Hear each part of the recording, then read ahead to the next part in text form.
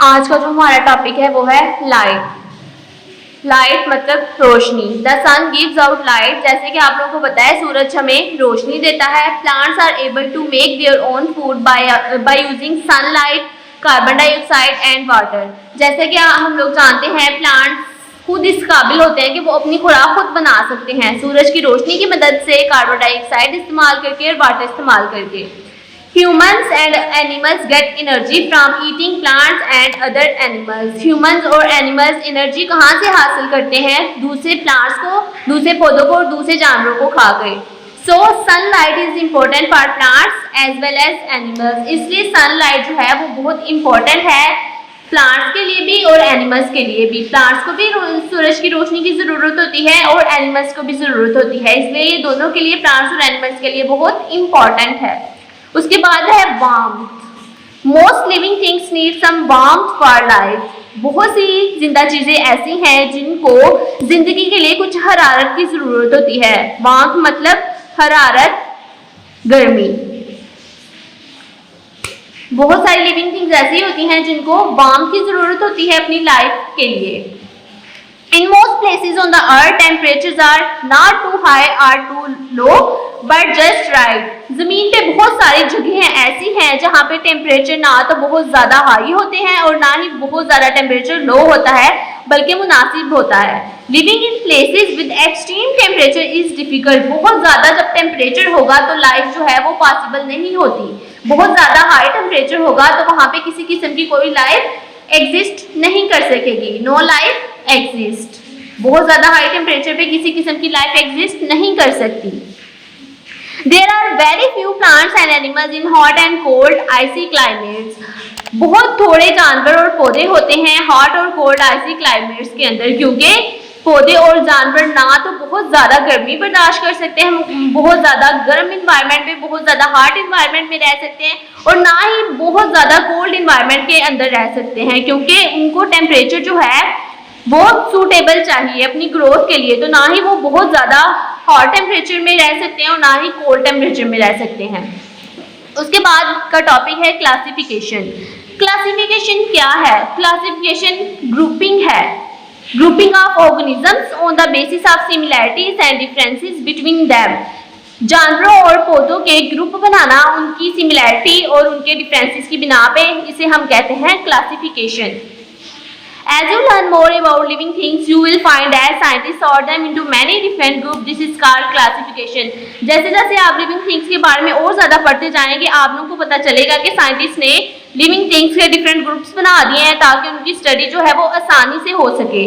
This makes the study of living things much easier. ताकि उनकी study आसानी से हो सके, we can group living things according to where they live और by their shape and behaviour और by what they eat. हम लोग लिविंग थिंग्स को डिफरेंट ग्रुप्स के अंदर कन्वर्ट करते हैं, डिफरेंट ग्रुप्स में लिविंग थिंग्स को रखते हैं किस बिना पे कि उनकी शेप कैसी है, उनका बिहेवियर कैसा है और वो क्या खाते पीते हैं।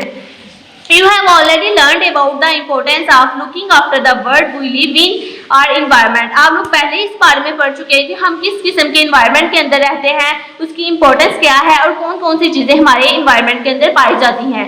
Now we will learn more about different environments and how living things survive in them. अब हम मुख्तलिफ किस्म के environments के बारे में डिटेल के साथ पढ़ेंगे और living things, जिंदा जो चीजें हैं वो कैसे उस एनवायरनमेंट के अंदर सर्वाइव करती हैं, कैसे रहती हैं उस एनवायरनमेंट के अंदर, इसके बारे में पढ़ेंगे। Plants and animals live in many different environments in all parts of the world. दुनिया के हर हिस्से में जो जानवर और पौधे हैं मुख्तलिफ किस्म के एनवायरनमेंट्स के अंदर रहते हैं। इन द हॉट डेजर्ट, गर्म सहरा में, high up in the mountains, पहाड़ों में, एंड इन द वाटर, पानी में। ये बहुत सारे जमीन के ऐसे हिस्से हैं जहाँ पे प्लांट्स और एनिमल्स रहते हैं, एनवायरनमेंट के अंदर रहते हैं। यहाँ से यहाँ तक आप लोगों ने रीडिंग करनी है। उसके बाद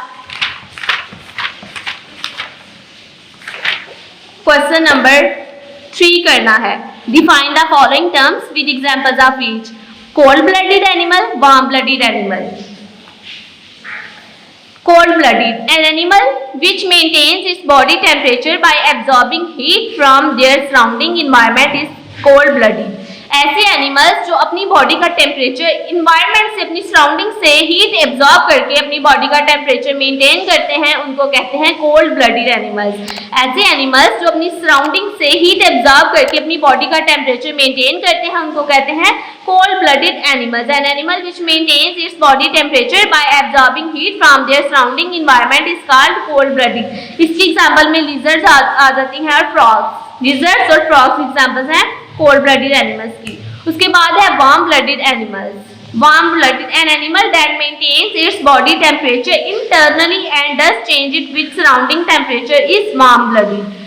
ऐसे एनिमल्स जो अपनी बॉडी का टेम्परेचर मेंटेन करते हैं, इंटरनली अपनी बॉडी का टेम्परेचर मेंटेन करते हैं और उस टेम्परेचर को इन सराउंडिंग के टेम्परेचर के साथ में चेंज कर लेते हैं। मतलब जैसे इन्वायरमेंट का टेम्परेचर होगा वैसा ही वो अपनी बॉडी का टेम्परेचर चेंज कर लेते हैं। जैसा टेम्परेचर इन्वायरमेंट का होगा, अगर इन्वायरमेंट का टेम्परेचर वार्म है तो उनकी बॉडी का टेम्परेचर भी वार्म हो जाएगा। अगर कोल्ड है इन्वायरमेंट का टेम्परेचर तो वो अपनी बॉडी का टेम्परेचर भी कोल्ड कर लेंगे। मतलब कि वो अपनी सराउंडिंग के टेम्परेचर के लिहाज से अपनी बॉडी का टेम्परेचर चेंज कर सकते हैं। इनको कहते हैं वार्म ब्लडेड। इसकी एग्जांपल्स में ह्यूमंस आ जाते हैं और बर्ड्स वगैरह आ जाते हैं। डायरी मेंशन कर लें, page number 44, reading plus exercise question number 3, learn plus right. ये क्वेश्चन अच्छे से लर्न भी करना है और राइट भी करना है।